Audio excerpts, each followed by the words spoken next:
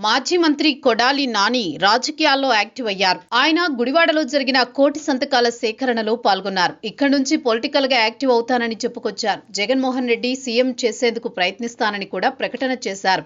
తద్వారా కూటమికి స్పష్టమైన సంకేతాలు పంపగలిగారు. తన విషయంలో దేనికైనా సిద్ధమని పరోక్షంగా చెప్పుకొచ్చారు నాని.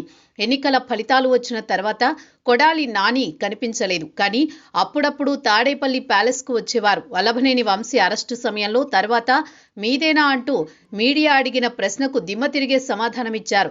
తర్వాత కొడాలి నాని అరెస్ట్ అంటూ పెద్ద ఎత్తున ప్రచారం నడిచింది. ఇంతలోనే ఆయన అనారోగ్యానికి గురయ్యారు. గుండెపోటుతో మహారాష్ట్రలో చికిత్స చేసుకున్నారు.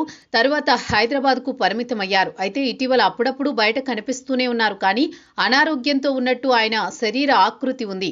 కూటమి ప్రభుత్వ వైఖరిని నిరసిస్తూ చేపట్టిన కోటి సంతకాల సేకరణ కార్యక్రమాన్ని గుడివాడకి వచ్చారు నాని.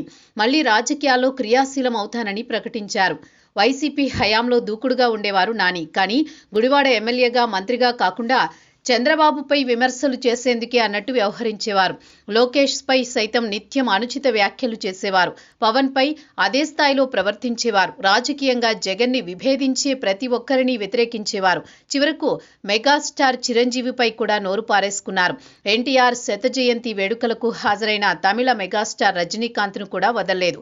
ఆయన శరీర ఆకృతిపై మాట్లాడారు. అయితే అప్పట్లో కొడాలి నాని వ్యవహరించిన తీరుపై కూటమి వచ్చాక పెద్ద ఎత్తున ఫిర్యాదులొచ్చాయి. ప్రస్తుతం ఆ కేసులో నాని అరెస్ట్ అయ్యే అవకాశం ఉంది.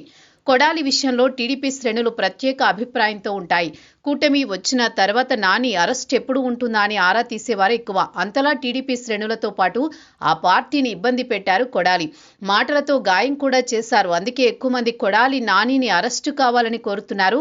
వల్లభనేని వంశీ అరెస్టు తర్వాత కొడాలి నాని సైతం లోపలికెళ్తారని అంతా భావించారు. కానీ మధ్యలో ఆరోగ్యం బాగాలేకపోవడంతో కొడాలి నాని అరెస్టు జరగలేదు.